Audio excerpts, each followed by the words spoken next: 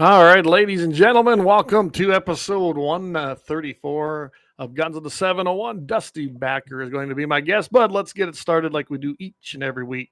The Second Amendment, a well-regulated militia being necessary to the security of a free state. The right of the people to keep and bear arms shall not be infringed. And with that, Dusty, how are you tonight? Hey, great. Clayton, how about you? Oh, pretty good. While we were playing that intro, I noticed for some reason the whole stream shut down on me. So it's a good thing we had it going. I was able to get it back up and going. Hopefully nobody noticed it. But, hey, Brian, good evening, Mr. Fellow MVE. Brian's a longtime listener. I see that we are operational. Looks like pretty much on everything again tonight. So that's a plus because we've had issues with that. You can't believe how many times we've been banned, Dusty. For speaking truth. For speaking the truth. I mean, that's exactly what it is. And, I don't think we're going to see that change anytime soon. I don't trust these social media platforms, but on X, we seem to be able to do whatever we want. So we always encourage people to get over there. And of course, Rumble's been great to us. So we're very happy. Of course, our website, you can catch us at gunsinthe701.com. So Dusty, we're going to talk about Senate Bill 2137, right? I believe that's what it's called. 2137, yep. We'll talk a little bit about that, and of course, that's it's always mislabeled the baiting bill. It's really a hunting bill and a property rights bill. But why don't you give me just a little bit of your background and then kind of lead up how you come to this? So, just really big into deer hunting. Been in North Dakota since 2009. Me and my wife were actually beekeepers, but we're just super into the outdoors. And anyway, in 2021, the people in North Dakota know that the EHD outbreak really set our deer herd back. I mean, it was bad. Yeah, it's like I found 100 dead deer in a mile of creek bottom. I mean, majority of half the state lost probably 98% of their whitetails, and we're 4 years later, and they still haven't come back. And then in 2020, you mean they're mismanaging our deer herd? What did I hear? Oh, go ahead. Well, it gets better than the winter of 22-23. Everybody remembers. I mean, the Game and Fish's numbers said there was like 40 to 50,000 deer that starved to death. Yeah, that winter. So between EHD and the starvation and the fawns that they had in them, I mean, you're talking 100,000 plus deer that are no longer available for the public. So is that mismanagement? I would say that's the extreme. Absolutely. Yeah. And then anyway, that's where CWD comes into it, because our Game and Fish in 2022, the fall, had 5 CWD meetings across the state, and they put out this video, and the CWD hysteria just began, Clayton. And we started digging into it and traveling the nation and found out the actual truth about CWD. It's not even close to what these agencies are pushing. Right. When I first started hearing about it, of course, I started hearing about it when I was hunting out in Colorado, and we were talking about that before we got started here. That's where I probably first heard about it. Well, then, as you know, you've been on the Scott Buckmeyer's show, and Scott's a good friend of ours as well. Well, he knows Keith Warren. I've talked to Keith Warren before. He seems like he's got a pretty good handle on the knowledge of CWD, especially in Texas. I don't know if you're familiar with the things that have been going on down there, but they've been fighting that for a long time, and with success, really. But yet our Game and Fish, when you give them that information at their public meetings, it just falls on deaf ears just about every time. Mainly because there's no money in it for them, and if they don't have that. Exactly. We actually testified in front of the Texas Animal Health Commission and saved a guy's deer ranch last fall, and they sent it back to the wildlife courts just with a 5-minute verbal testimony. They did not want to slaughter his deer, and they were going to depopulate his deer for one detection on his ranch. So we are very involved with Texas and Missouri and other states as well to expose this hysteria and this money-driven agenda. Unbelievable. Hey, we got a few chats coming in. Hey, Dan, good to see you. Dan's over there in that Dickinson area. One shot. He's a good loyal listener. Levi's with us. Levi, I don't know if you know him, but he's an avid hunter. He's been on the show as well. So thanks to all them guys tuning in. And I see the numbers clicking up. So I guess when I look at this whole CWD thing, and I was very disappointed the first Trump term when he signed the Great American Outdoor Act. I'm sure you're familiar with that. Not so much. And there is a ton of money. Not so much on that. What's that? Okay, there was a ton of money embedded in there. And Hovind and Kramer, and I'm friends with Kevin as well. And I voiced my disappointment. But they pushed this thing, and we're glad, and they were so happy about all this funding in the Great American Outdoors Act, there's so many bad things in it. Sounded great, on paper, but it really is, to me, it flooded a lot of things with money that probably are going to infringe on private property. CWD being one of them. It really expanded the fraud, as far as I'm concerned, in the hysteria and the panic and the fear that the game and fish and wildlife type agencies are putting out there. And now it's being funded with yours and my money. It was bad enough they're using license fees and everything else just, at the state level. Now they're using federal money. And I don't know where it ends. I really don't.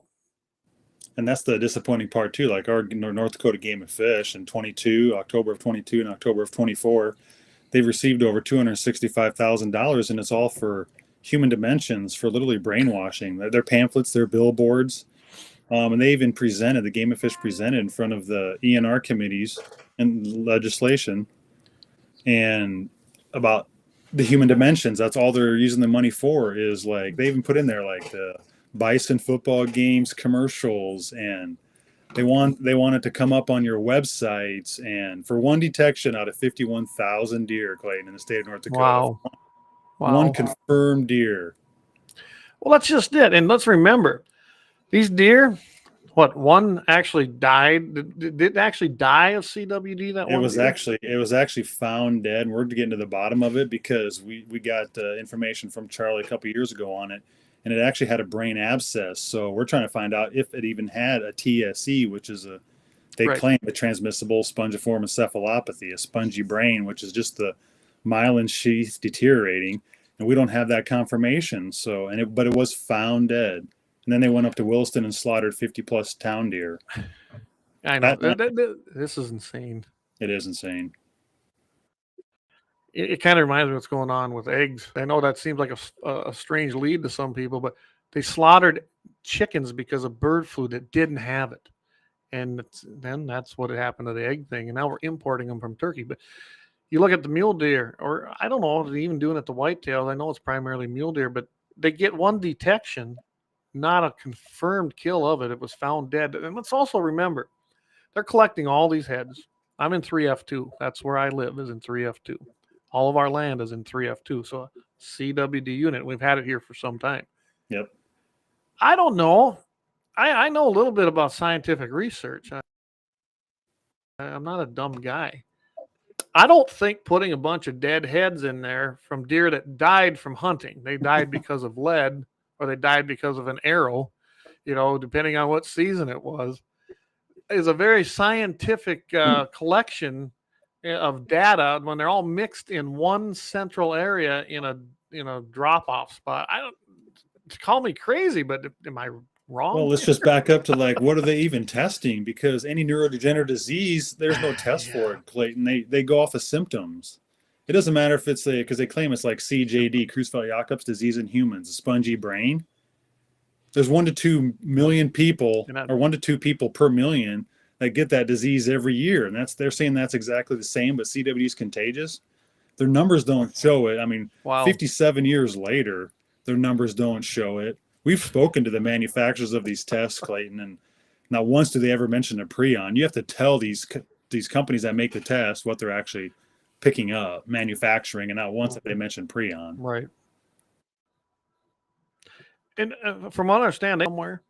Yes, correct. Yep. They send them, I believe, to Utah. And then, in any scientific study, there's always a chain of possession or a chain of events happening. There's always that. And I don't think they even do that. I've kind of asked them about that, and I can't get anything from them. Well, we've did open records request, and we actually have 41 pages of a bunch of test results and stuff we have to go through from universities and where the tests are being sent off, and we'll relay that to the public too. For North Dakota. For North Dakota, yeah, that's good to hear. Hey, Eric, glad you're joining in. Eric's a big hunter, and we're talking CWD here with Dusty back. We're gonna we want to get our breaks and keep this around an hour tonight. So I think it's a good way or a good spot to go ahead and take one of our breaks. And when we come back, let's talk about that prion, that elusive prion that no one seems to know anything about, but they blame for everything, right? All right. Let's take a quick break. We will be back right after this. Let me see your war face. Ah! That's a war face. Now let me see your war face. Ah! You don't scare me. Lauer Auto Repair, located at 309 South Washington Street in Bismarck, North Dakota. Give them a call at 701-258-6308. The team of mechanics at Lauer Auto can take care of any problem your vehicle is having. And when you do business with Lauer, you can be assured you're doing business with a pro Second Amendment America First repair shop. There are plenty of other auto repair shops in the Bismarck-Mandan area. But why take a chance at patronizing a shop that might not have your beliefs at heart? Make no mistake. Make no mistake. Lauer Auto is your pro Second Amendment repair shop. When you talk to the guys at Lauer Auto, don't forget to tell them that you heard they are a sponsor of Guns and the 701 and that you appreciate their support of our pro Second Amendment, pro North Dakota live stream and podcast. That's Lauer Auto Repair, 701-258-6308. 701-258-6308. Located 309 South Washington Street in Bismarck, North Dakota. Experience the exhilaration of power in your hands at Bloodline Kinetics. Why Cerakote? Simply, it aids in firearm preservation while also giving your piece a unique look. Barrel threading, NFA laser engraving, bolt handle threading, mount, level, and bore, sight scope chamber rebarreling, and much more. Bloodline Kinetics is meant to reflect a long American lineage in gun ownership, who stand for the Second Amendment rights, Bloodline, and the science behind gun accuracy. Kinetics. To some, it's just a constitutional right that can go away. To us, it's in our American bloodline, and we believe it should stay that way. Here at Bloodline Kinetics, we understand that hunters, sportsmen, women, and gun owners should have a quality firearm. Stop and see us at 2008 Morrison Avenue 2 in Bismarck, North Dakota, 58504, Monday through Friday, 8 a.m. to 5 p.m. Call 701-390-7997. Visit our website.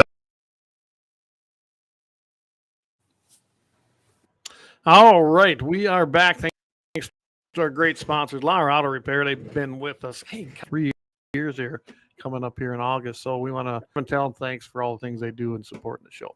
All right, so when we left off, we were talking about CWD, the bill, things that are happening, and then let's go in on that. Yeah, the so-called prion hypothesis. And after 57 years, Clayton, it's still the prion hypothesis. And here's why.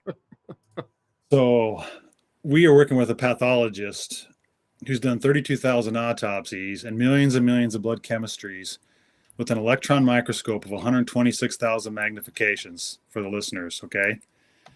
Okay. They claim that this prion is a little bit bigger than the double helix. Well, a double helix is the DNA strands, which is supposed to be like the smallest you can see.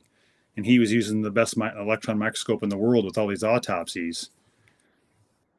Dr. Wallach has never seen a prion under the electron microscope of 126,000 magnification. But he sees the double helix. You can see the double helix with 126,000 magnification. So we actually dug into it even more and called Case Western, which is the human side for these prion diseases. Like when they take biopsies from the hospitals around the United States, they're sent to Case Western. And after a few emails and several phone calls later, we got the top pathology administrator asking for just a microscopic slide of the prion. And she was just like in shock, like she had no clue what we're asking for. And we end up getting several calls later, we end up getting a 2021 research paper, believe it or not. And it was all full of graphics. There wasn't even a single slide in the graphics. So we went further, went to our Game and Fish, like they said in meetings and they got the best resources for this information. So we asked them, I want a picture of a microscopic slide of a prion from our Game and Fish and irrefutable evidence that it's contagious. Yeah. And they sent us, believe it or not, it was the same 2020 research paper that is tied in with Case Westerns, but there was a few slides in it. And if you read the slides, they're just kind of like tangled. Well, yeah, because that's exactly what they are. 81,000 magnification. So at 126,000, but at 81,000 magnification. fibrils are just connective Wow. tissue.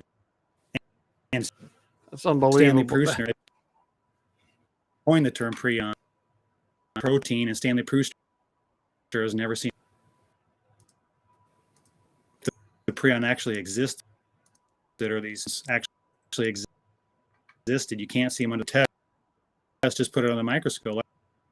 Electron microscope, show us what these tests are picking up. The disease. It can't disease. Wow. That's the human dimensions part. That's why they make. So yeah. Hey, Dusty, I don't know. I'm breaking up here. Are you breaking up on your end by chance? A little bit, not bad. Yeah, Dusty. Yeah, Doug just said Dusty was cutting out. And yeah, I was noticing that too. Actions are, well, they are that. And Restream runs at a pretty high output as far as data. So, okay, go back to that. So, these guys couldn't identify it when you asked for it. So, they didn't even really know what you were talking about. Our Game and Fish can't provide the information, but yet we still have hysteria over that elusive prion. And, last propaganda I seen, they're still pushing that. In the last meeting I went to, they were still pushing that. And now they're kind of even getting, they're getting very arrogant when you bring things up to them at these meetings. Is that what you're seeing too? It's like they're pushing this and it's like, you dummies, you're not being brainwashed. Believe the propaganda. I don't know. And you're still welcome to your opinion. Oh. It's the majority of the scientists believe you follow the money, the federal funds, and this is what you get. AFWA says, like the AFWA document, agencies are tied to it, and they all follow Wildlife Agency narrative. And our game on CWD is the AFWA document. 62 words in it, such as we believe, which is not scientific words, science. The second one is an AFWA is that it's a prion hypothesis. And the third one is the prion hypothesis. Christian Schuler put this paper together of the 30 individuals who about this she put together, but when you read her prion, literally makes synthetic what they call live bacteria and inject them into animals, which we now know has been banned. Creighton University prion expert that's been doing it for synthetic prions, and he's never seen one. From Case Western.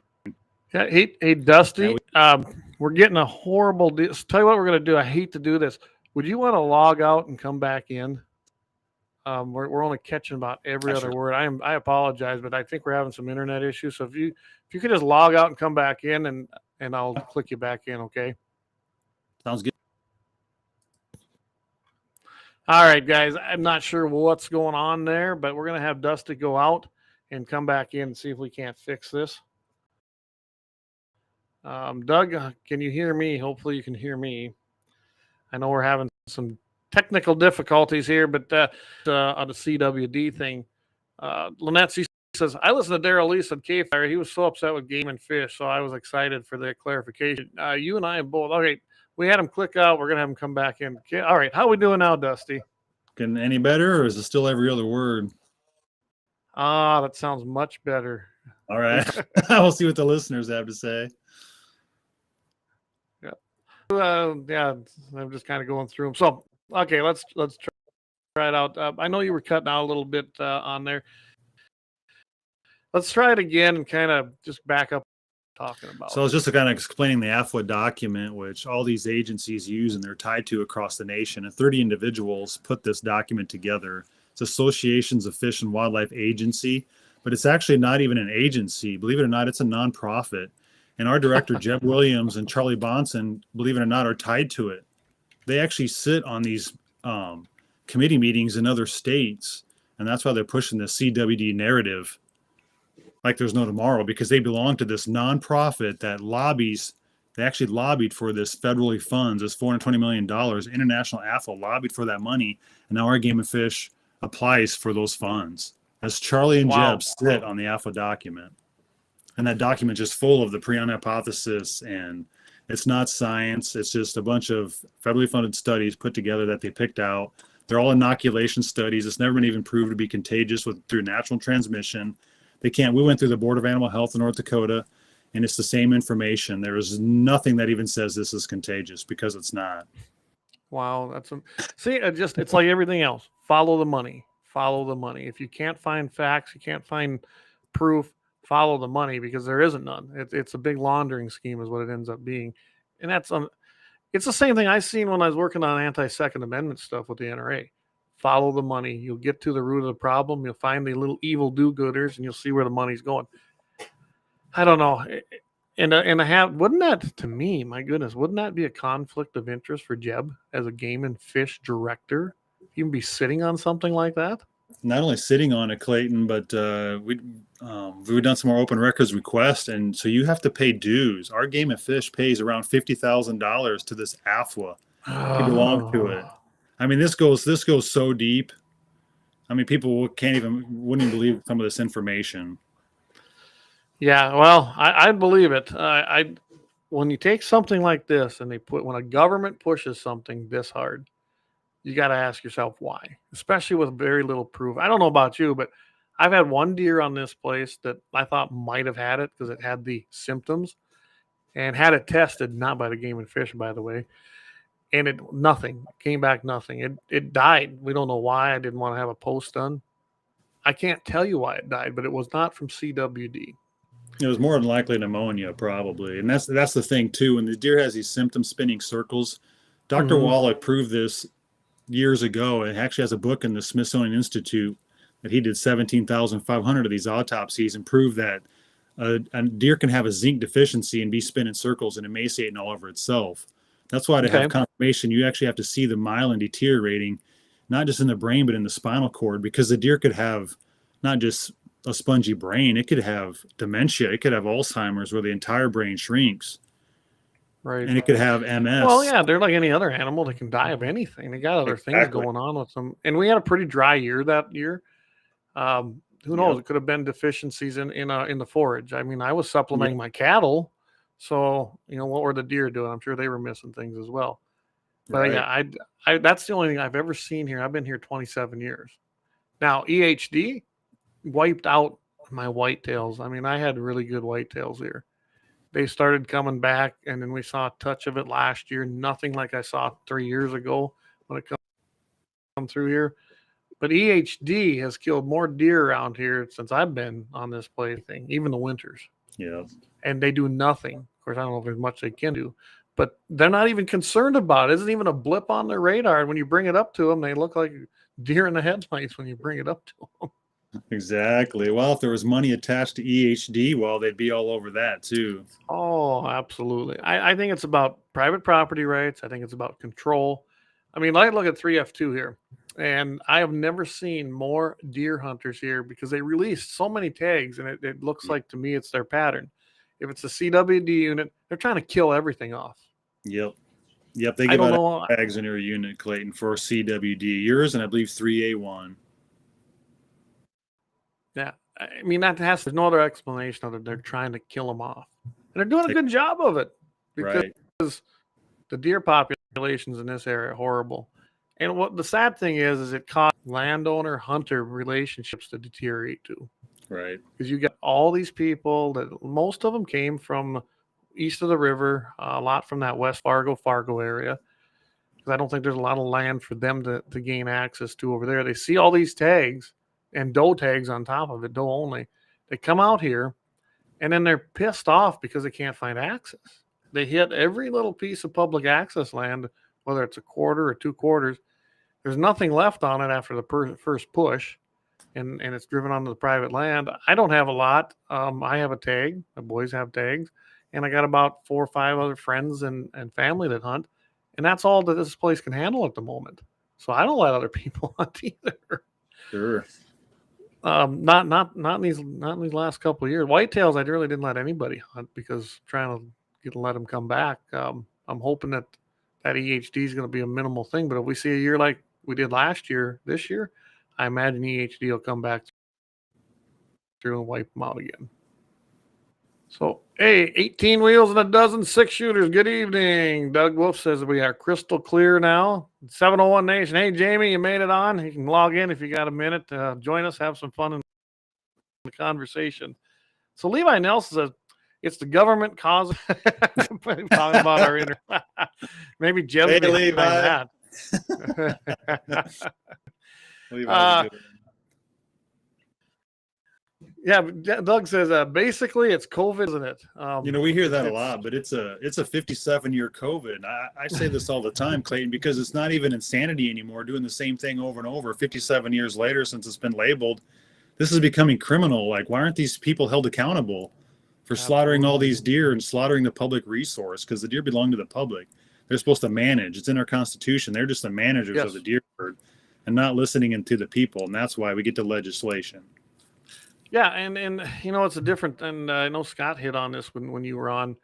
You're talking about the two different states, North and South Dakota. South Dakota has a South Dakota Game and Fish Commission, and North Dakota, of course, they set the legislature can step in. Let's just put it that way, and actually dictate to the Game and Fish. It's a little bit different situation. I don't know which one's better. I mean, if you got a good legislature, it can be very good. But if you don't, you have a lot of luck with the commission. They made some changes in the commission in South Dakota. And even back when I was doing a lot of things down there, at least if you had a good governor, and it's another thing. If you got a crappy governor, you're going to have a crappy commission because they're the ones that appoint those people. I think whether it's the legislature or a commission, they don't have enough landowner input ever. They don't have enough hunter input. But they sure got a lot of people who think they're smarter than everybody else on there, and politicians, which politicians, they sell their soul, I think, every day. Oh, did we lose Dusty? Uh-oh. We lost Dusty.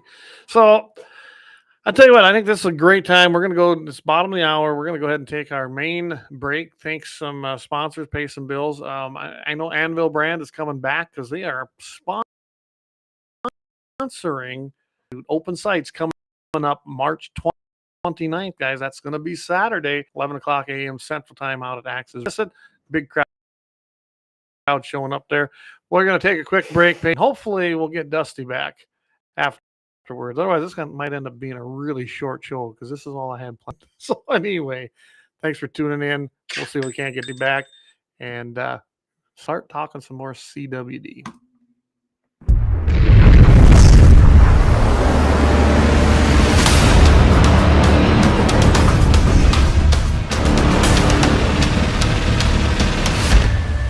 Lauer Auto Repair, located at 309 South Washington Street in Bismarck, North Dakota. Give them a call at 701-258-6308. The team of mechanics at Lauer Auto can take care of any problem your vehicle is having. And when you do business with Lauer, you can be assured you're doing business with a pro Second Amendment America First repair shop. There are plenty of other auto repair shops in the Bismarck-Mandan area. But why take a chance at patronizing a shop that might not have your beliefs at heart? Make no mistake. Make no mistake. Lauer Auto is your pro Second Amendment repair shop. When you talk to the guys at Lauer Auto, don't forget to tell them that you heard they are a sponsor of Guns and the 701 and that you appreciate their support of our pro Second Amendment, pro North Dakota live stream and podcast. That's Lauer Auto Repair, 701-258-6308.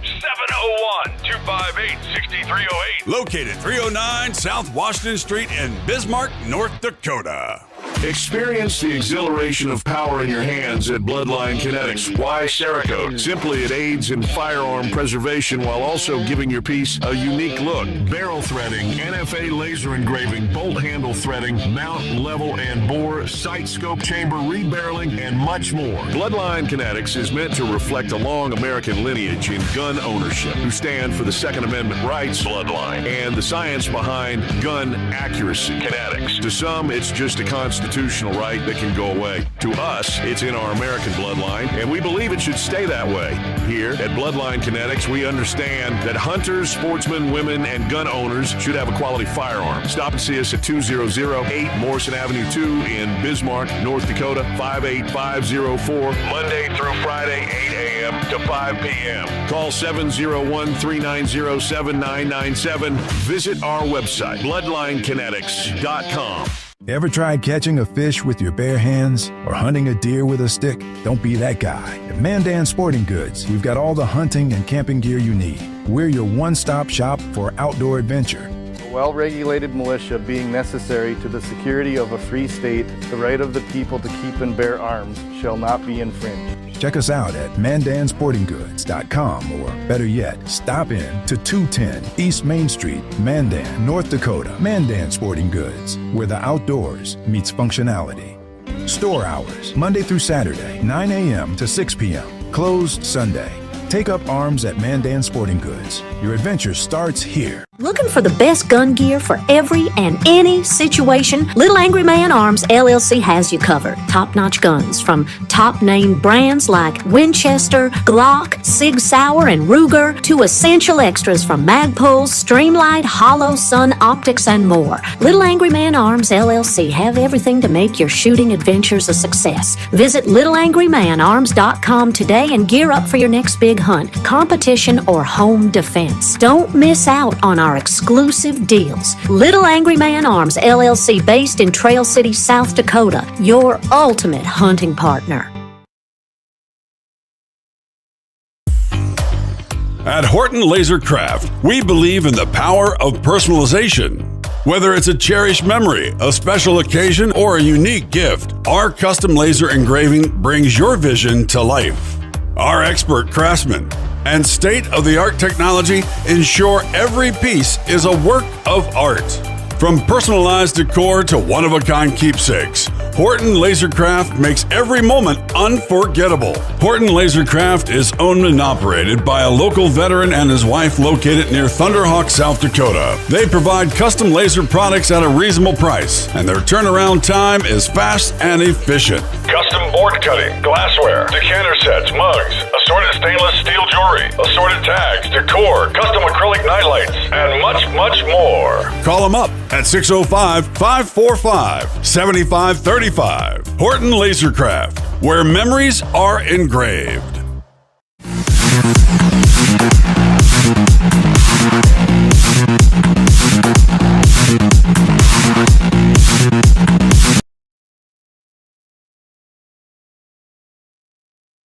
All right.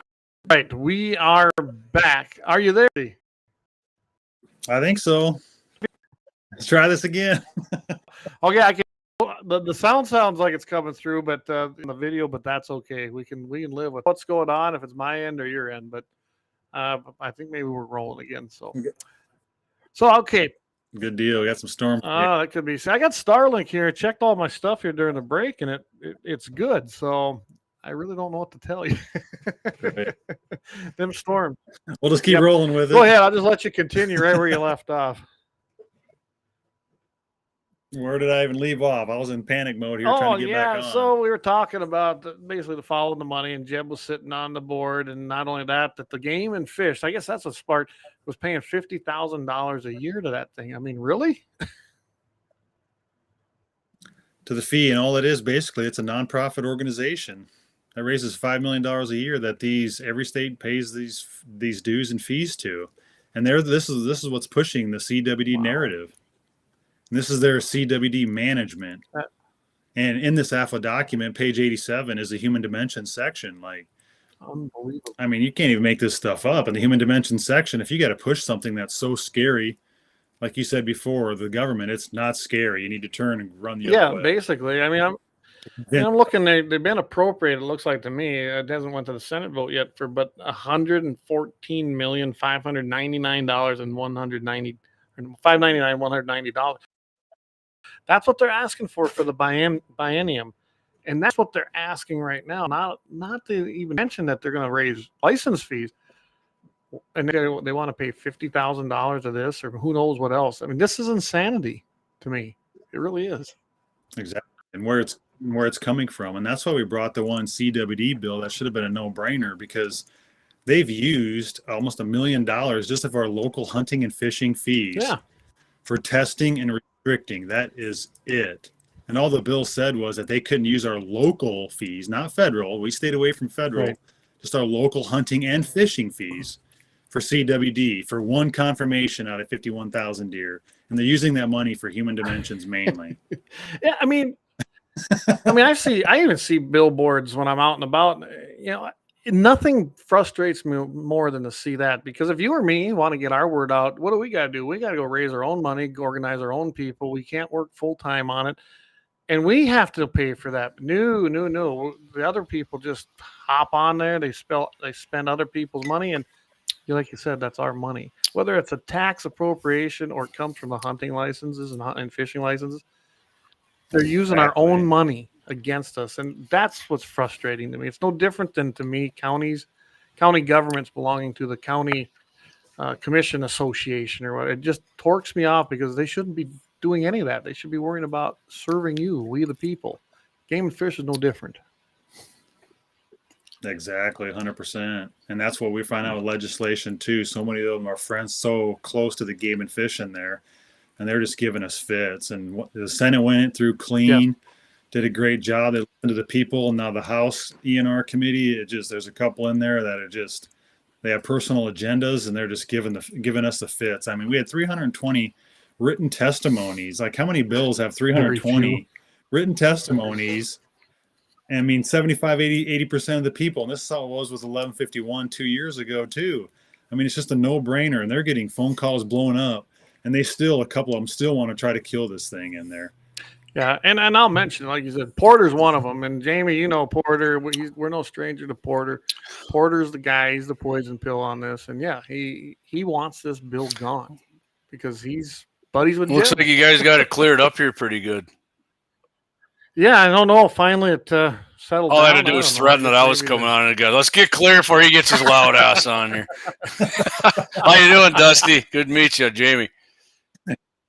Good you too, Jamie. Hey, our pleasure. Our pleasure. Appreciate the work you're doing for everybody, man. Much appreciated. You bet. We're trying. It's no personal game. Me and my wife, this is just, once you find out the truth, you guys get it. You just can't stop, because this is it's so criminal, really, what they're doing to the people in North Dakota. It is. And across the nation. Yeah. Well, it's theft. They're taking our money, like you said, from our licenses and fees, and using it for stuff like this, which is completely going to be violating private property rights, and it's criminal. It's criminal theft. It's doing nothing for the deer. What does testing and restricting and culling do for the deer, and what does it do for the people? For one, I thought CWD is supposed to be about deer, but they're changing our minds and brainwashing our minds. Yeah, making it about. I'm going to read you one comment here that Trent Schatz, he come on and he said, hit on the BS that's going on in the committee right now, and how to get a hold of and why we should contact the committee members right now, as they are being misinformed, saying it takes power and authority away from Game and Fish. The chair and the vice chair of the committee are trying to push this in hopes of getting the bill killed.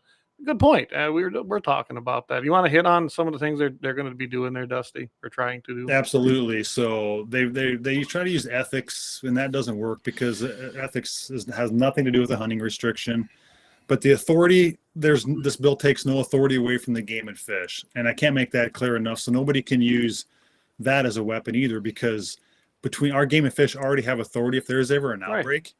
They work with our Board of Animal Health, the Ag Commission, and our governor, Kelly Armstrong, if there's ever an outbreak. They can do an emergency. Yeah. And the Game and Fish didn't even know that. Charlie Bonson, in verbal testimony, got up there and said, well, I couldn't find it in Century Code. Well, if he couldn't find it in Century Code, he shouldn't be saying it.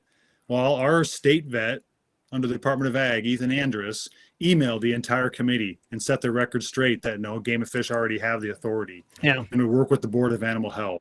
Those are all set. And as far as the amendments go, they're personal agendas. What does a hunting restriction have, a setback or a limit or a time frame have to do with a hunting restriction? Yeah.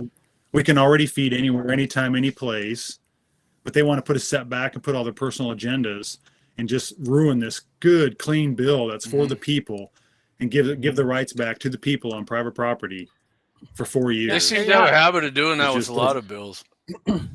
Yeah, they do. And it's 4 years. So everybody's clear. This is a trial run. So, I mean, what are they afraid of? In 4 years, if it don't work, then revert back, right? Exactly. It's dead in 4 years. There's no they reason. put a sunset clause on it. Yeah, there's no reason not to pass it as it was written in a clean bill. 4 years, people. July 31st, 2029. I'm looking at the bill right now. And if it didn't work, then I guess we try something different or go back to what didn't work. But there's no reason not to pass this because it has a sunset. It's that simple. Without any amendments. Keep it clean. Yes. Amendments make no sense to this bill. So please call all 13 on the committee and just blow their phones up. And the same thing with the House floor. Just clean bill. Your amendments setbacks makes no sense. We're not going backwards. We're not compromising for something we don't need to compromise on. If they want their personal agendas, they need to bring their own bills. I don't know if you mentioned it earlier. I didn't catch when you guys started, but Dusty, you actually have the emails for all the people on the committee on your Facebook page, right? Yeah, I know. I saw you had that in your timeline on there. So yeah, if you guys are looking for that, go on to Chronic Wasting Disease on Facebook, find that, and you can every email. In fact, their cell phone numbers are on there too, I believe, right? Yeah. Most of their cell numbers are on there as well. So yep, contact them, text them, email them, call them. They're going to be talking about it next Thursday or Friday in committee, and it's going to be a vote on probably amendments and the bill because, as you guys know, they're running out of time. They only got a couple of weeks to kick bills out of committee, and they've already pushed this off a month. So we need all the people to contact them. So here it is, guys. I'm sharing it right now. Here you got Representative Todd Porter, who's the chairman. Dick Anderson's the vice chairman. You got Anna Novak. She's from District 33. District 11 is Representative Liz Conmey. Representative Jason Doctor from District 7. Representative Austin Foss from District 44, Democrat. Representative Jared Haggart from District 20. Representative Greg Headland. So what's he been like? I've had things with him before, and it's always it's hit and miss. What he's Dusty? You know what? I really like Craig. He has a head on his shoulders, and he's not controlled by the couple on the chair and vice chair. So he listens really well. He likes private property too. Property rights seem to be in his wheelhouse. I know he was very instrumental in helping us come in with that one in 2019 as well. So then you got Representative Pat Heinert, District 32. Representative Jordan Johnson from District 41. Representative Andrew Marshall from District 16. Representative Jeremy Olson, District 26. That guy, he was sitting right next to me at the DMV the other day. Representative I think Jordan Johnson actually graduated a year or two ahead of me. Now that I see that, I think he had a lot more hair when I seen him last time. There you go. Contact Representative Matthew Ruby out of District 40. And you guys, I went ahead and I posted in the comments right there for everybody to see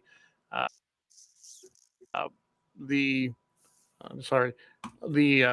resource there that you can just follow that link and go right to. Or like I said, you can go on Dusty's Facebook page there, and he's got all the numbers and everything listed right there. Yes. And by all means, go on there, take a screenshot, and pass that out to everybody you know, and tell them what. So we got till next Friday. You said not tomorrow, but the next Friday they're going to be doing this committee meeting, Dusty. Sounds like next Thursday or Friday they're going to be talking about. People can take screenshots off our page too, so my wife runs that page and does all the posts and everything. They can take screenshots of the post too and send it to the legislators. You don't have to do just your district. You can do every single one of them. I recommend do it. It doesn't take that long. Hey, send one email and all you got to do is copy the message you sent and then click on all the other emails and put it in the headline, right? Like, support SB 2137, clean as written. Yeah, in the subject. Put that in the subject. I mean, senators and congressmen have told me that.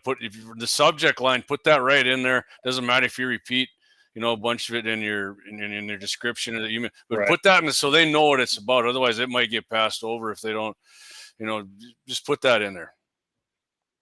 Yeah, but throw a deer in the subject too, like support 2137. And there you go. I like that. Perfect. And I think all testimony is closed right now on it, isn't it? Yep.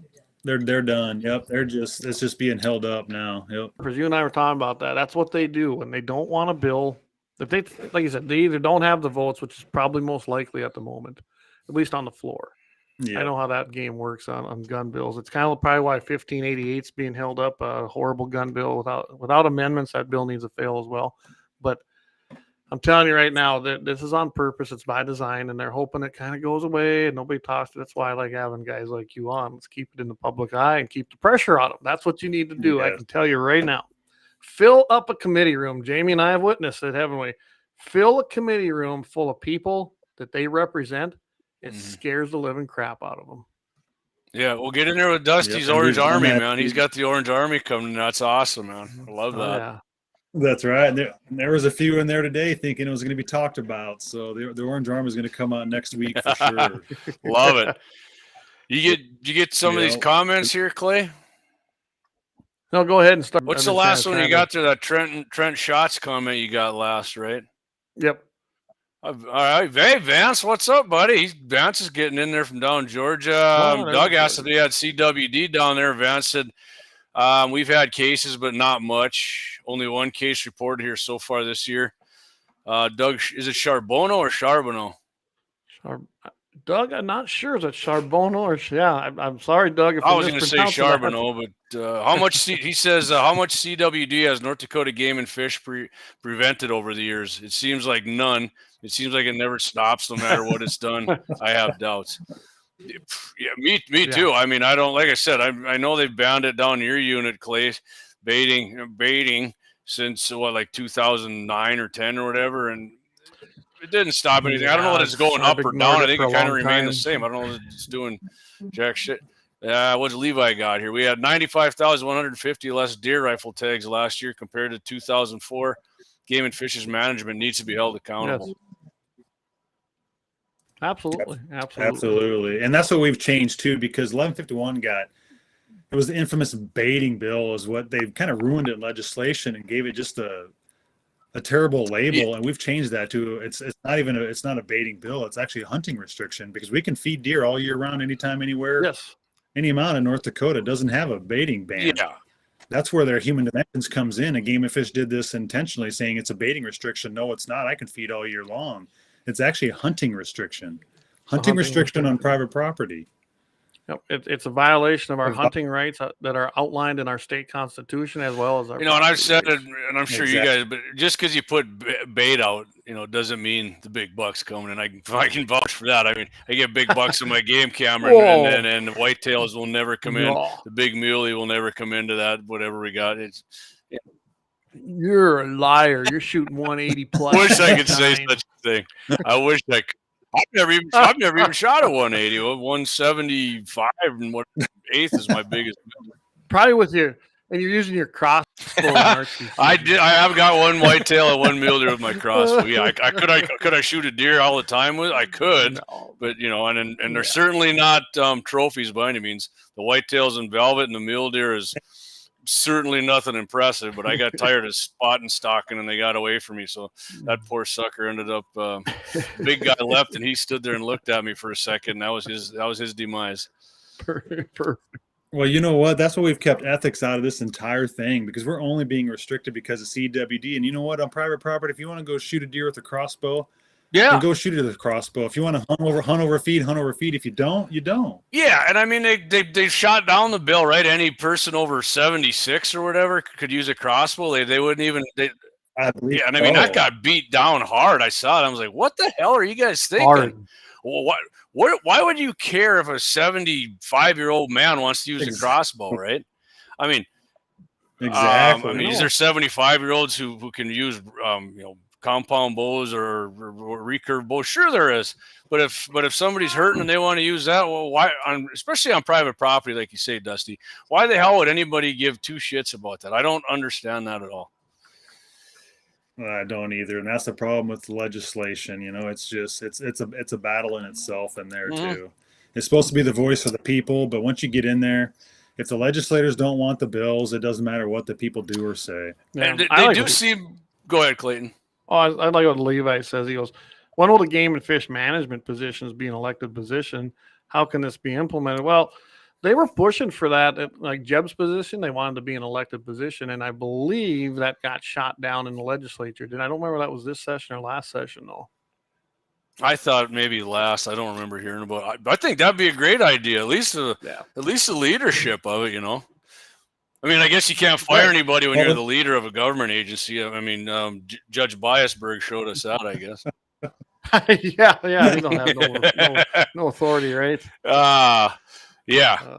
What's Doug? He said Doug Charbonneau says, "What is the bill number?" Oh, you got that in there. Okay, you put it up. Man, I'm way behind here on the comments. There, Dan Brown says, comparing 2004 deer tag numbers to current numbers is apples and oranges. About 3 times as much CRP acres and several mild winters allowed deer populations to explode. Valid points. Vance Bishop says it definitely had a lot to do with it. Yeah. I mean, obviously there was a shoot. I mean, I could get a muley buck tag in our unit back then and then still get another doe tag after that. It was freaking great. Vance Bishop says the object is to ethically kill and eat. Who cares what you use to do it? It's all about revenue. Right. And Dusty, I'm pretty sure you'd agree, right? What's more ethical than getting a standing shot on a deer if it is by chance down there munching on your bait a little bit, right? Or what's easy? What's better to do that? Exactly. Shooting it when it's still, or if you're walking a draw and it's running and you got to pull up and take a shot at a deer running 35 miles an hour offhand. I can tell you what's a more ethical shot there. Especially with our steel challenges and offhand, I guarantee you standing still's way. Yeah, you'll find out. You'll find out Saturday how good offhand shooting is. Yeah. Dan. Or the restricted units, just sit there and take some pictures of them because you can do that all day long. You just can't pull the trigger. That's how it's so dumb. I mean, so Dan was talking about 2004. So I can tell you, I was on this place by that time, and I didn't have hardly any mule deer here. Okay, this was whitetail country. Whitetails were thriving. We had a couple bad winters come through later, and then of course we had EHD hit. The mule deer actually moved in. I might have seen a handful around here. But now they've moved in. I mean, that's all I pretty much have on the place is mule deer. When Jamie was down there, we had a hard time finding whitetails, didn't we? We did for his daughter, but not like I used to have. I mean, we were scouting the day before, but the morning of, I would say we got fairly lucky there. But yeah, but luckily my daughter's a sniper. Oh, she did good. She did awesome. But you look at the mule deer on this place, they are very much up in numbers compared to what I used to have for mule deer. But deer overall, our population is down, and I do attribute a lot of that, especially on the whitetail side of the EHD. I mean, we're lucky with deer here actually, because mule deer are far more resilient to EHD than whitetails are, right? And I mean, muleys are moving east big time. I mean, to the chagrin of some people. I know a couple of guys who are whitetail snobs, but whatever, that's their problem. Hey, more muleys are better as far as I'm concerned. That's right. And I know I'm going to piss some of the farmers off because, I've got farm ground here too, but I can tell you right now, the overuse of what's happening with chemical farming is having an effect on wildlife as a whole. I've seen it here because I put the stop to some of it, and things are coming back. To tell me otherwise, it just doesn't. It isn't real because I watched it right here as to what's happening on our own place. There's a use for it. There's a place for it, but everything in moderation. You cannot keep doing what we're doing now with especially dicambia and Roundup, glyphosate, things like that. If we keep doing this, I just did soil samples on my own place, and that's why I put a stop to it here. I'm just telling you. I think that's also contributing. Hey, to Clay, Bobby's working on it. Bobby's working on the glyphosate. Dave says he uses semi often. They're tenderized by that. Brian, our buddy Brian out there, the fellow MVE, surprised that they haven't come up with a baiting permit for a, quote, small fee. Small fee. And then they'd be all for it, wouldn't they? That's funny, but that's CWD. Michigan just came up with that. They sit here and take all your feeding away or hunting over it because of CWD, and then now you can have it back for a fee. Imagine that! Wow. Imagine that. 18 Wheels says that's some expensive venison, David. Levi says 3F2 has very little public land or CRP, but they still give out an exorbitant. 3F2. I mean, gives out tags. 3F2. It's an actual. Clay and I talked about it. It's a very ridiculous amount. I mean, far over what they should. And Clay, right? Like you and I have said, we think they're doing it because they caught a lot of hell when they went up by Willison and shot all them deer. because they thought CWD. So they figured just hand out all the tags and let the hunters eliminate them. We don't have to get any shit for it. Well, You're just exactly talking right, about Jamie. that. Yep, Yeah, that's Dusty exactly and I were what they talking did about too. that essentially, I think that's what they're doing. They're trying to kill them off, and worst part is they're selling the tags, so they're profiting. Yeah, while they're doing a it. good buddy of mine, his brother-in-law, has a huge ranch up. I think huge to me. He's like 10, 15,000 acres, which I think is huge, but some people don't. But yeah, he said since Game and Fish did that, he said his deer population just sucks up there. So ever since they did that, he said he remembers the day shots just going off like it was freaking Iraq around there. That's just poor management. Like what does testing, restricting, and culling do for the deer herd? Nothing. Or the people, right? I mean, last year they had 17 detections out of 1,456 deer tested. It's like 0.002%. Like 20 years later, just in North Dakota, that's why I call it criminal. This is actually absurd. So, do they even, like I said, I like it. What you said, it's criminal. Do they have pictures of these deer that tested positive? Do any of the people who shot them I'd love to see a picture of the deer they shot, because I bet you it looks just as normal as any other deer. Because you know what they do? They always put that one picture of that zombie deer up. CWD, and it's this mule deer that looks like it's just come out of a concentration camp in World War II. But I mean, I'd love to see a picture of a deer that actually, I bet you it doesn't look any different than anything else. I mean, right? There's only been like 3 clinical deer, what they call clinical, with symptoms. But again, there wasn't confirmation because they didn't see the myelin deterioration in the brain. That the thing could have had a zinc or copper deficiency. The thing could look the same, could weigh 70, 80 pounds. Yeah, I mean, I'm just curious if somebody did have one, if before they shot it, like it was acting funny or something, or they thought it was being weird or walking in circles, or, you know, you'd think it would do something, right? If this was that serious of a, I mean, because Dusty, I've never seen a mule deer like walking around weird at our place.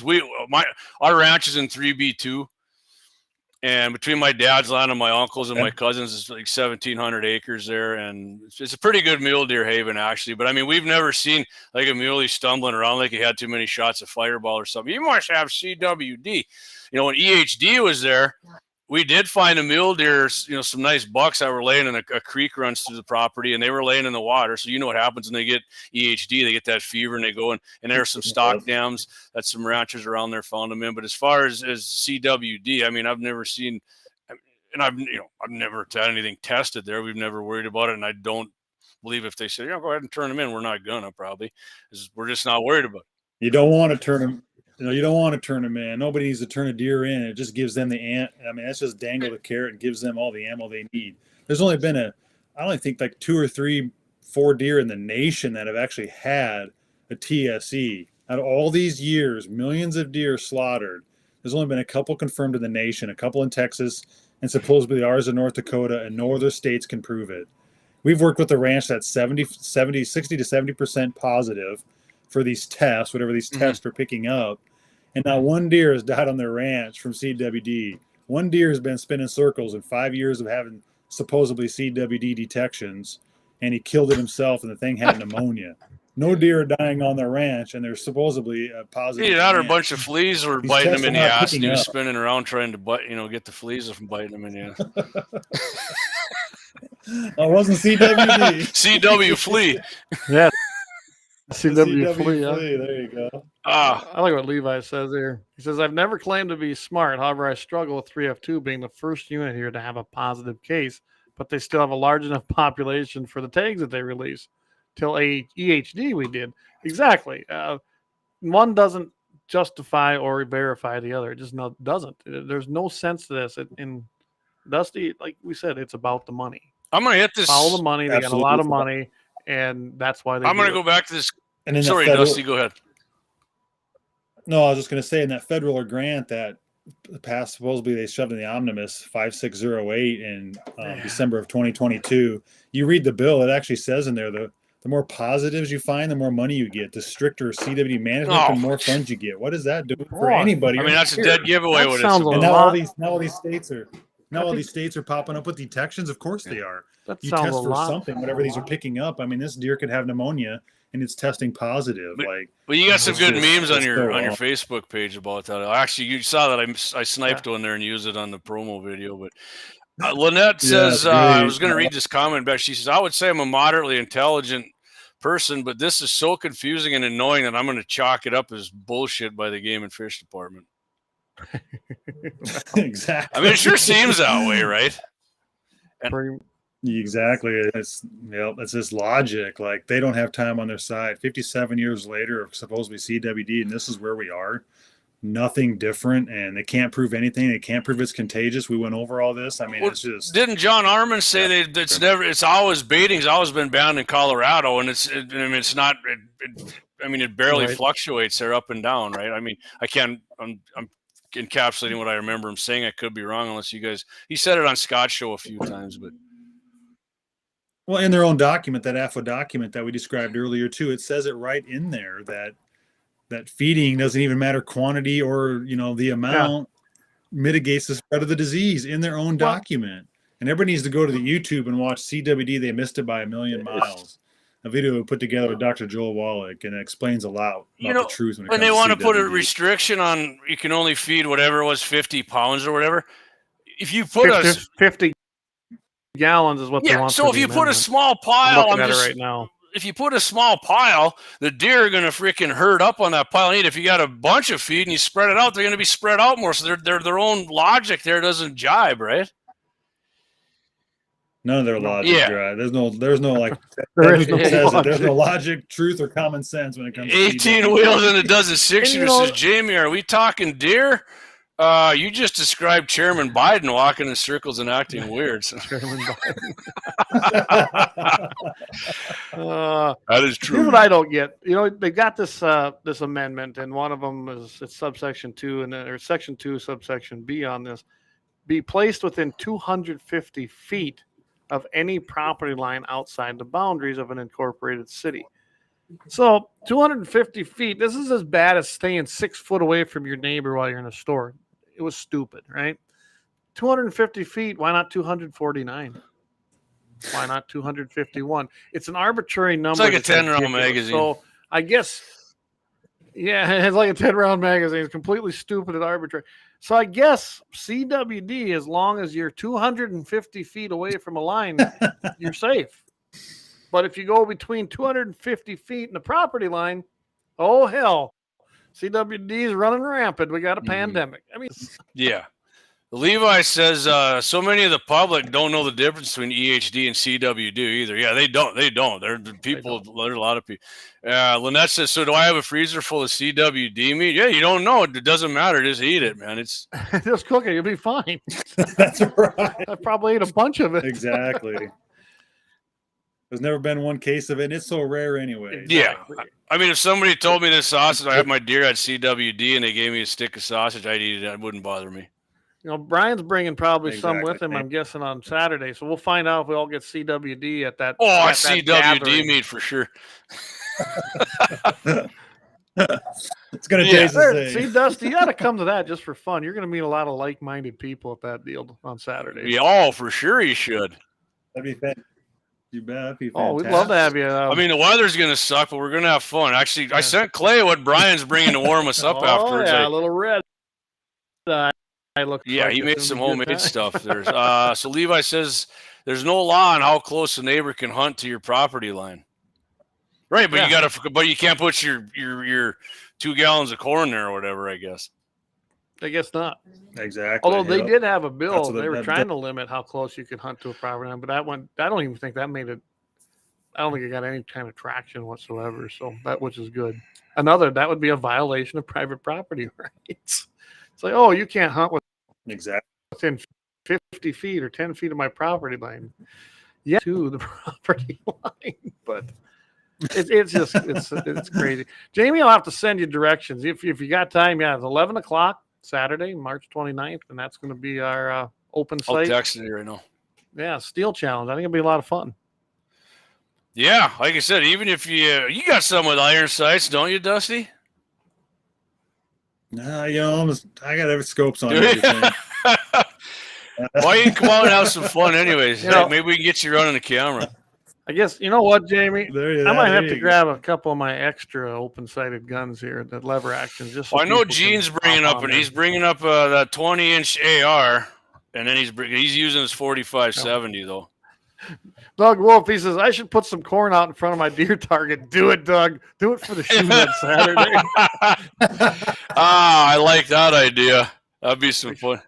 That's funny. That's funny he says that, because one Christmas we put a hay bale blind in our front yard and all these lit up deer out along the highway and had a big old corn pile out there for Christmas. It was fantastic.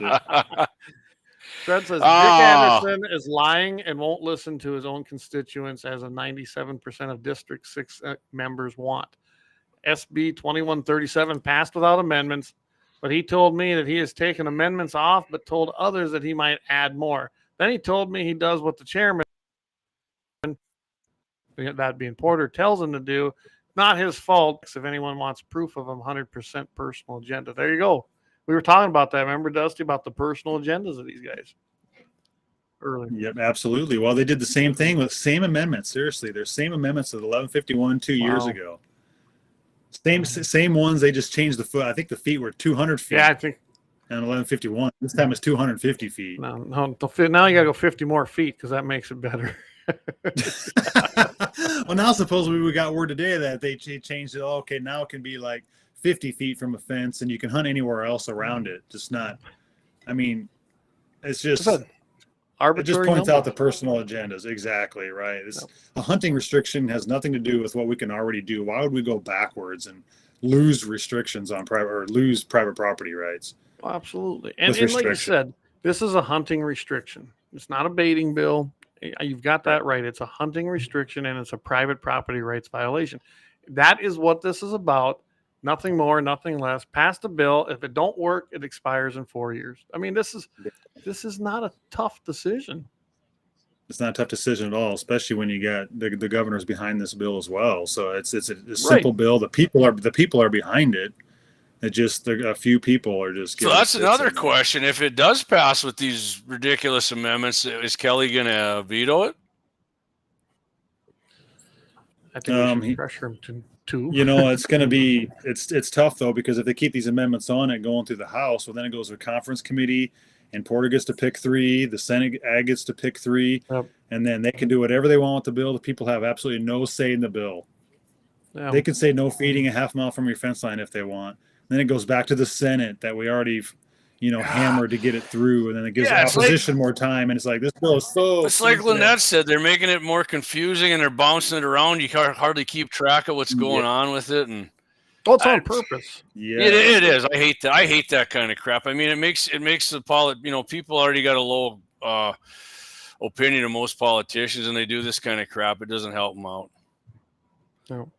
No, there's some good ones in there. Oh, for sure. I'm not on the wagon at all politicians are scumbags by any means, but right. I mean, Dave says a few weeks ago we did the brain bucket challenge. That was a basic practice to not participate in CWD testing. No brain left to test, man. Done. Gene says, what Gene say? I'm here late, but am I allowed to defend my corn pile from violent deer raids? Not in South Dakota, Gene, says Levi. Dave, he's going further. He said, what's the position on a corn cob ghillie suit? I'm just defending myself at that point. Love it. Ryan MVE Warner, with some of the stuff we have made into sausage, trust me, you'll never notice to see a little CWD. Yeah, that's for sure. I've thrown some questionable cuts into the grinder too, and it'll eat. It'll go. Just got to remember too, though, CWD is just a label, right? Because a deer can have any neurodegenerative disease and be spinning circles, and just because they say it tests for something, it has CWD. It's supposed to be a sponge brain. That's why you need confirmation. I think we were talking to Clayton earlier about it. The deer could have dementia. The deer can have all these same symptoms that us humans have, and Dr. Wallach proved that it's a cholesterol deficiency. Actually, neurodegenerative diseases are cholesterol deficiencies because the myelin sheath of the brain and the spinal cord that wraps your nerves as well is 100% cholesterol. Well, deer make cholesterol in their liver, but they need 50 nutrients in their liver to make their own cholesterol. So if you don't feed them the supplements and the nutrition they need, just like livestock, they're going to get all kinds of diseases. We got rid of Alzheimer's in cattle in the 1970s. through nutrition, bumping up, I believe it was vitamin E and selenium and some other cofactor nutrients that got rid of Alzheimer's. These diseases were eliminated in livestock several years ago. So maybe we should start like testing cattle, because feed yards, you're going to get detections, and start slaughtering cattle yards and see how far this scam is going to go. That's a great idea. It's gonna end it right away, because nobody's gonna let their cattle get slaughtered. It's the same thing. We got rid of don't feed your livestock these minerals and silage and the best crop in the wintertime, when they need it the most, and are raising calves in there, and see what happens. Yeah, I put mineral out. I know that I have a little bit of a deficiency in copper in my hay, so they need that before calving. So they get mineral, they get copper in there and different other things. Before I go out there and I go out to pasture and there's a lot of green grass, I'm putting magnesium out there. That's for grass tetany. I mean, there is all these things we do for livestock because they're beneficial and their bodies need it.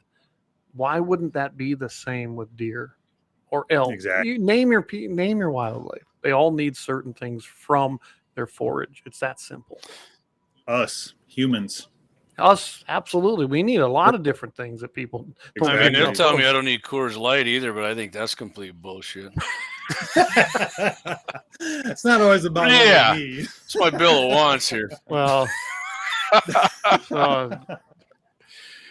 Jamie can come down here. We can bait him like we do on the res. Put a case of Coors Light. Well, I would ask Waylon how we do that down there.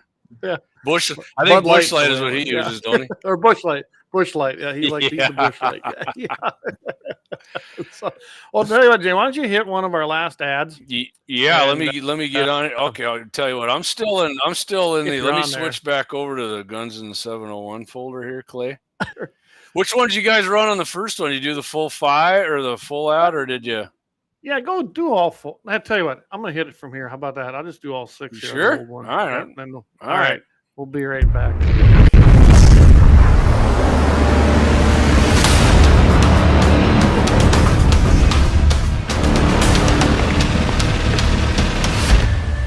Lauer Auto Repair, located at 309 South Washington Street in Bismarck, North Dakota. Give them a call at 701-258-6308. The team of mechanics at Lauer Auto can take care of any problem your vehicle is having. And when you do business with Lauer, you can be assured you're doing business with a pro Second Amendment America First repair shop. There are plenty of other auto repair shops in the Bismarck-Mandan area. But why take a chance at patronizing a shop that might not have your beliefs at heart? Make no mistake. Lauer Auto is your pro Second Amendment repair shop. When you talk to the guys at Lauer Auto, don't forget to tell them that you heard they are a sponsor of Guns and the 701 and that you appreciate their support of our pro Second Amendment, pro North Dakota live stream and podcast. That's Lauer Auto Repair, 701-258-6308. 701-258-6308. Located 309 South Washington Street in Bismarck, North Dakota. Experience the exhilaration of power in your hands at Bloodline Kinetics. Why Cerakote? Simply, it aids in firearm preservation while also giving your piece a unique look. Barrel threading, NFA laser engraving, bolt handle threading, mount, level, and bore, sight scope chamber, rebarreling, and much more. Bloodline Kinetics is meant to reflect a long American lineage in gun ownership, who stand for the Second Amendment rights, Bloodline, and the science behind gun accuracy. Kinetics. To some, it's just a constitutional right that can go away. To us, it's in our American bloodline, and we believe it should stay that way. Here at Bloodline Kinetics, we understand that hunters, sportsmen, women, and gun owners should have a quality firearm. Stop and see us at 2008 Morrison Avenue 2 in Bismarck, North Dakota, 58504, Monday through Friday, 8 a.m. to 5 p.m. Call 701-390-7997. Visit our website, bloodlinekinetics.com. Ever tried catching a fish with your bare hands or hunting a deer with a stick? Don't be that guy. At Mandan Sporting Goods, we've got all the hunting and camping gear you need. We're your one-stop shop for outdoor adventure. A well-regulated militia being necessary to the security of a free state, the right of the people to keep and bear arms shall not be infringed. Check us out at mandansportinggoods.com, or better yet, stop in to 210 East Main Street, Mandan, North Dakota. Mandan Sporting Goods, where the outdoors meets functionality. Store hours, Monday through Saturday, 9 a.m. to 6 p.m. Closed Sunday.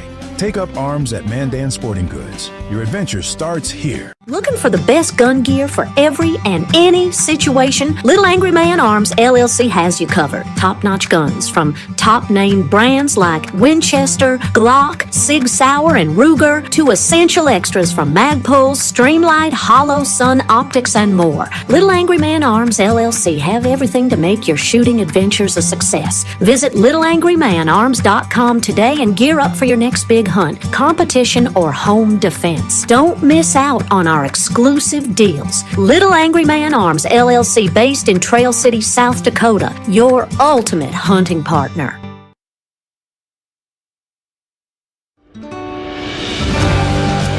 Anvil Brand LLC, raising and training tomorrow's barrel horses right out of Bismarck, North Dakota. Tracy and her family are great American patriots who not only support the Second Amendment, but they also promoted what you're looking for, top quality barrel horses. Go ahead and give Tracy a call at 701-471-6629 and tell them Guns and 701.com sent you. That's Anvil Brand LLC out of Bismarck, North Dakota.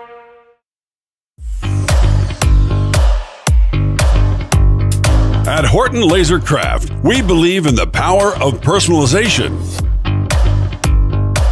Whether it's a cherished memory, a special occasion, or a unique gift, our custom laser engraving brings your vision to life. Our expert craftsmen and state-of-the-art technology ensure every piece is a work of art. From personalized decor to one-of-a-kind keepsakes, Horton Lasercraft makes every moment unforgettable. Visit HortonLasercraft.com today and start crafting your perfect gift. For more info, email them at HortonLasercraft@yahoo.com or call them up at 605-545-7535. Horton Lasercraft, where memories are engraved.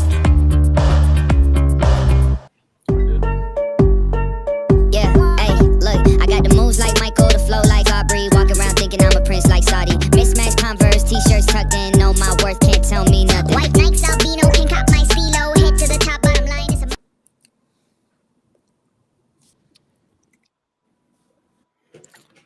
All right, we are back. I think things are starting to finally work towards the end of the show. So I don't know if you can see these. Put your hand behind it, Clay, so it focuses on it good. Just give her a... Okay. There you go, right there. Nice. Real nice. So these were made by Horton Lasercraft, one of our sponsors. I will be, I'll have some of these up there Saturday. Everybody who comes in to get one of these. So just so everybody knows. There you go, Dusty. I mean, it's worth your couple gallons of gasoline. Yeah. We get you beer koozie even, man. Yeah, we'll take care of Dusty. We'll get him set up. Yeah. So. And I did get my camper dropped off up there today, so I'm all set. I think I'm going to roll up early in the morning now on Saturday. Awesome. Well, I'll be out there. But I told Axe I'll be out there at 10. So he says, in fact, Axe says sometimes deer need lead even to supplement their diet. So I was getting aroused. I mean, it's kind of a normal thing. I got to drink a man's beer whiskey, and I said occasionally I drink Pendleton, and. Hey, I 18 wheels and a dozen six. I think he's on my team here. That is a man's beer. Whoa, wait, a man with a bun and a man purse. That's called a merce. Not a man purse. A merce. So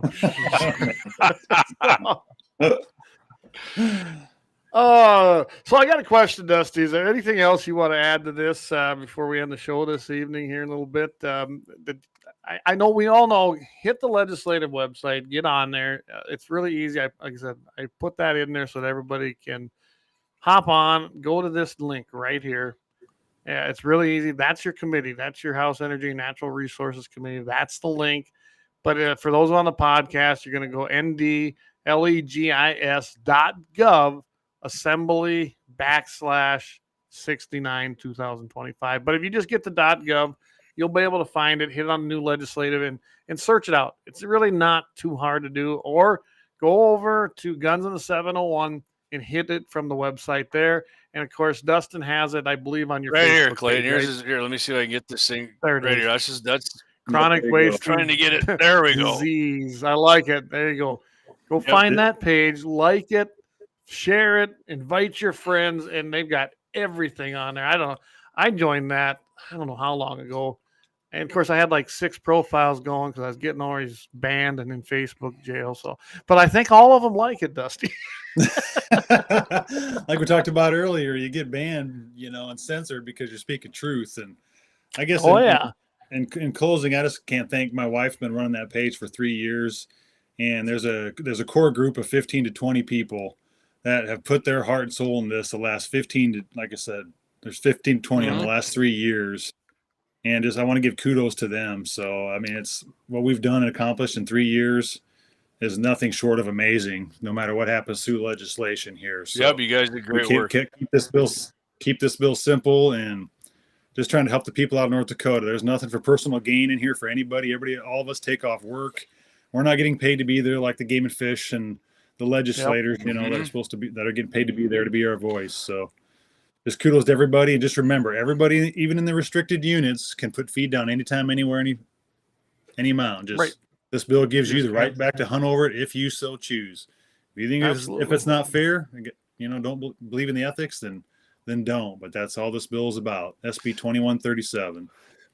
Well, absolutely. And then how they tried to hijack it with the ethics. We saw that in a lot of the comments, especially going in, after crossover. Ethics that's to each his own, right? I mean, okay, don't run them down with a snowmobile, don't do.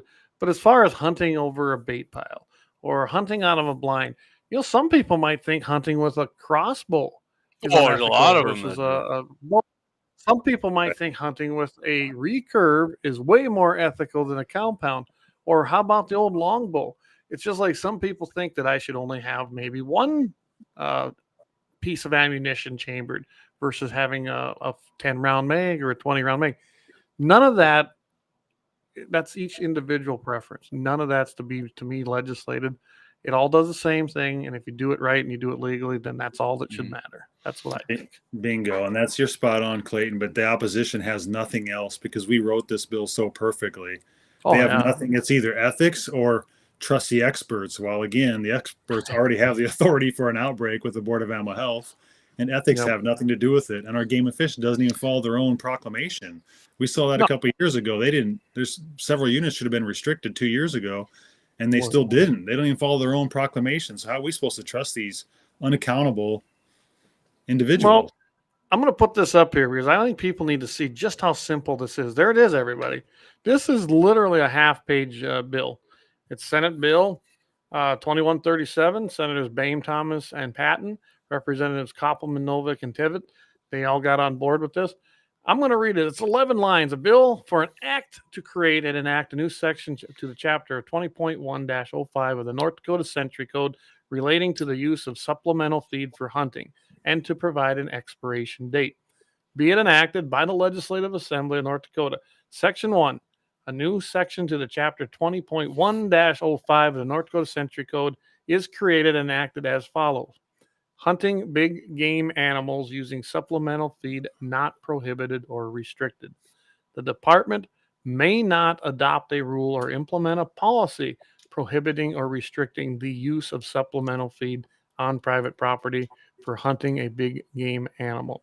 Section 2, expiration date. The act is effective through July 31st, 2029, and after that date is ineffective. It doesn't get any simpler than that, does it? No, it does. And keep in mind, we can already feed anywhere in the state. Just if you want to hunt over, you can. And that's all this is doing. It's not acknowledging the fact that you can do that, and that now you can hunt big game over it. I mean, that is all they did. But I do love what you did. You put in there using supplemental feed not prohibited or restricted, but you also put in there section lines 8 and 9 that the department then can adopt a rule or implement a policy. And we all know that's what they do. If they can't get around the law, they do a policy, a regulation. They skirt it any way they can because you didn't tell them they couldn't. Well, it's pretty clear right here. As far as that, as baiting, I don't know how long I've been putting corn down or you put like the third cutting. Clay used to tell my dad, and you do it. I'm sure you got the small alfalfa, nice third cutting. Me personally, I hunt, 3 of my buddies hunt, and my uncle, his son-in-law, and his grandson, his granddaughter. And the only people I actually have ever shot, like right on the bait pile, right?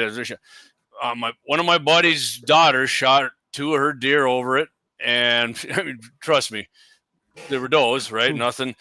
And my other buddy's son, his youth tag, didn't even shoot it over the bait. Shot it out of her hunting shack. Well, that's cheating too, JD. But his he's the only other one who shot it like on the actual bait pile, an absolute El Dinkus whitetail that he thought it was the greatest thing ever. Made a hell of a shot on it right through the head. But like shooting big bucks. I mean, been doing it at least 10 years. I can't give you an approximate date we've been doing it, or years we've been doing it. But yeah. So if you think you're just shooting big bucks over these, I mean, that's not true. Not true. Right. And I want it to work that way, but it doesn't, right? So most of the time I'm like Dusty. People can put it out and look at deer. That's usually what I do, right? I'm looking at deer and I'm like, it's not deer season. I'm like, God, I hope he shows up during deer season. Never happens. Right. And you're also able to watch deer grow for years, right? I mean, I've said several bucks. I'm not kidding. I've watched for 5 and even one mule deer for 7. I got 7 years of pictures. That's awesome. Yeah. And I haven't taken a deer with supplemental feed in probably 10, 20 years. I can't even remember the last. See, I mean, it's not about that. It's about giving rights back to the people of North Dakota that are being slowly stripped from us because of a false narrative that our agency chooses to push. Yeah. Take the money away, take the testing away, and CWD is. Yeah, I didn't know that you said that they get money for each positive test. I mean, that there's just like, to me, a dead giveaway of what's really going on. It says it right in the federal bill, actually, 5608. Yeah, it says it right in the bill. I mean, come on. They got to have stakeholders. They got to have basically certain organizations behind them, so they're involved in the public, and that's like your opposition in North Dakota. It's always the Wildlife Federation. It's always the backcountry and anglers. The extreme liberal groups are the ones that sit at the table with the game and fish. Mm-hmm. We literally have a picture of them sitting at the table. It's not the public. It's not the sportsmen's. It's not you guys. It's not the landowners.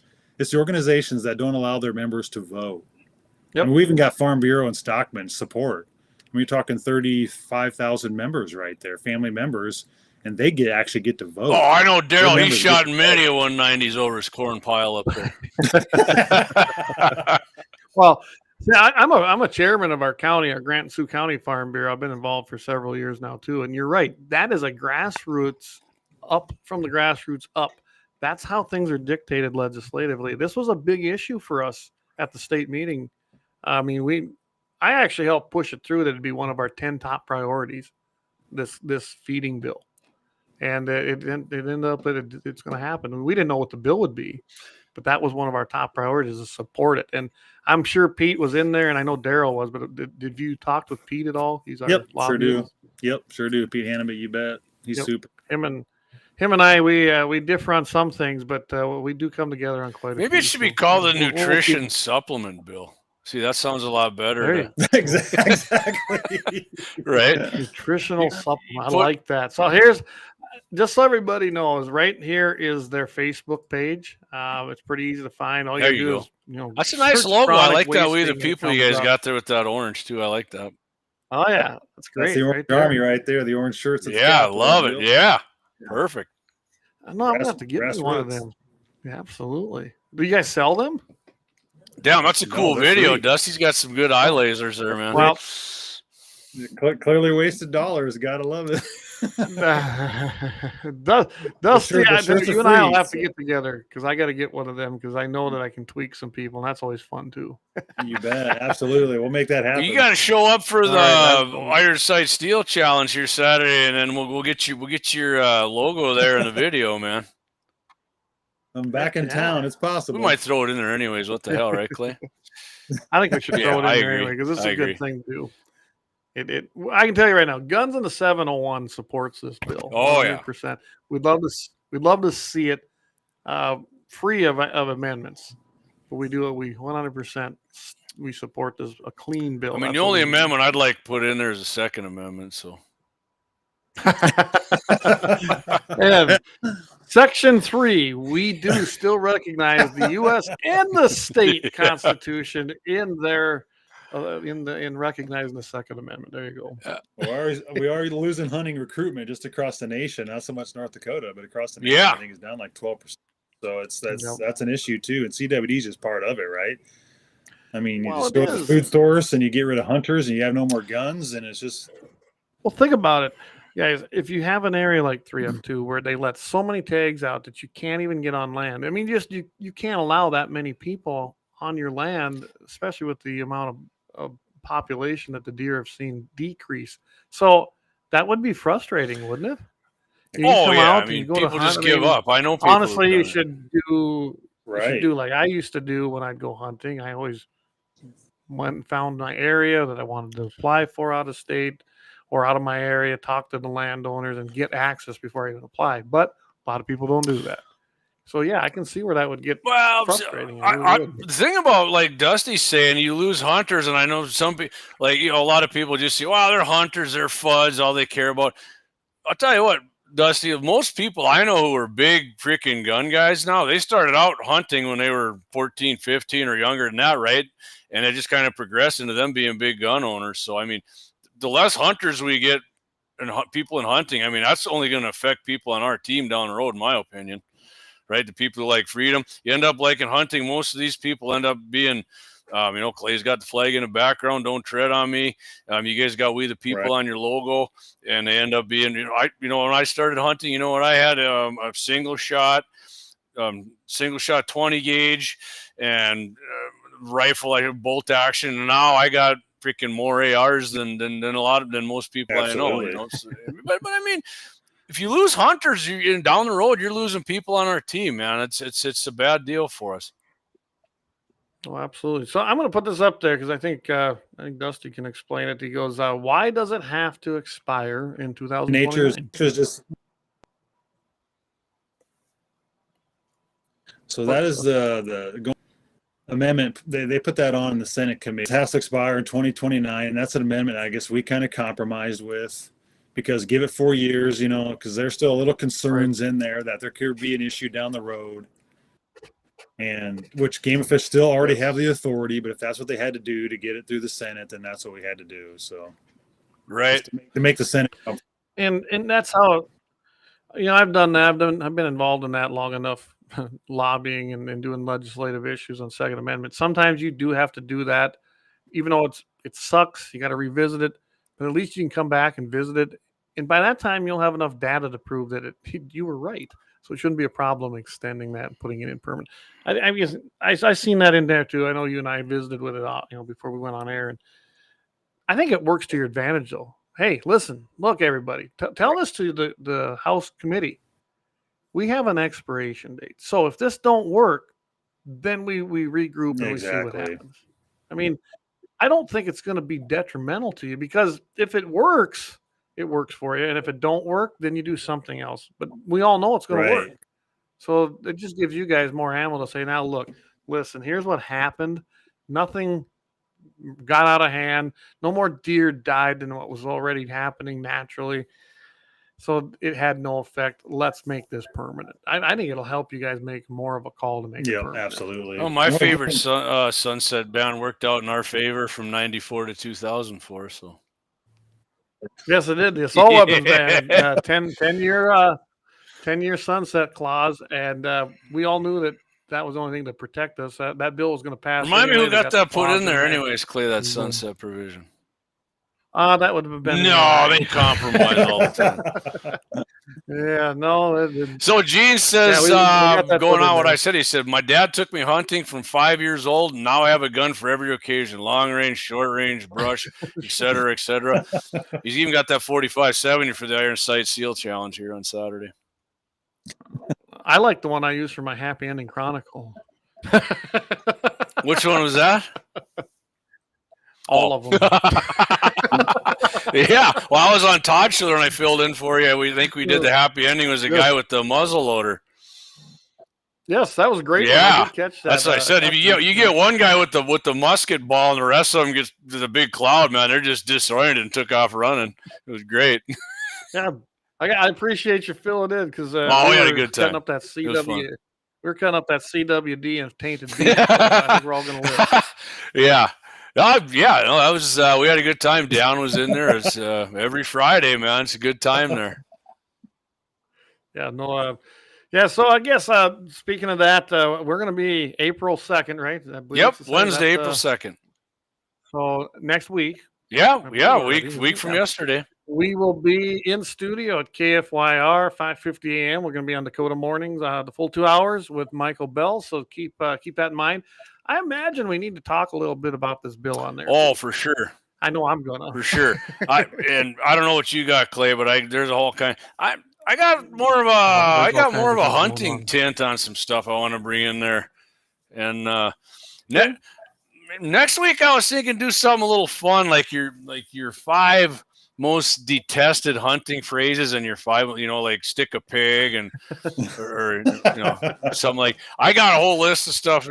Point blank. Yeah, range. something like that. We can do like I'm thinking next week on guns, and then we'll do like our 5 favorite and our 5 worst, our 5 most hated. I got rid of my clip out of my AR.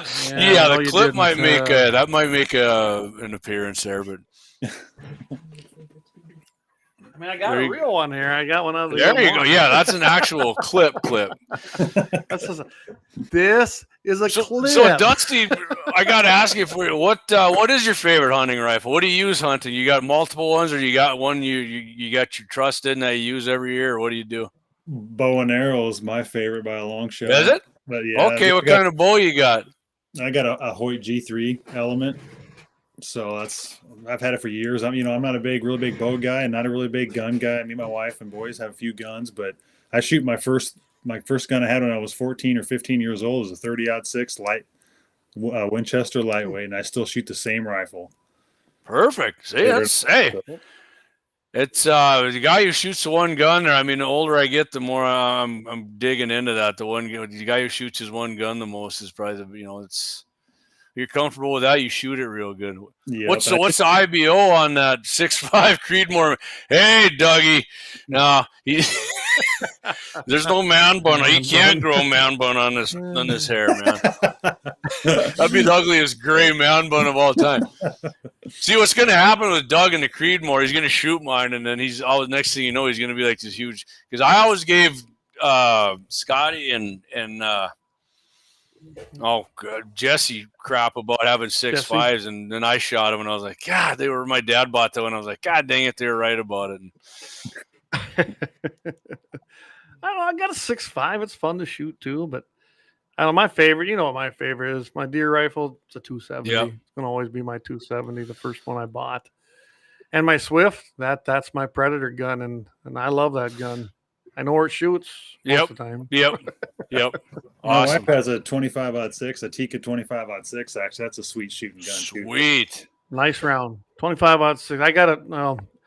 I have a few guns. I got that round too, and I do. I mean, Rodney 25-06. Dangerfield round really it gets no respect, right? Anymore. I mean, it gets no respect. Dougie says, "Oh shit, I forgot that's both of you now," with the man bun comment. Yeah.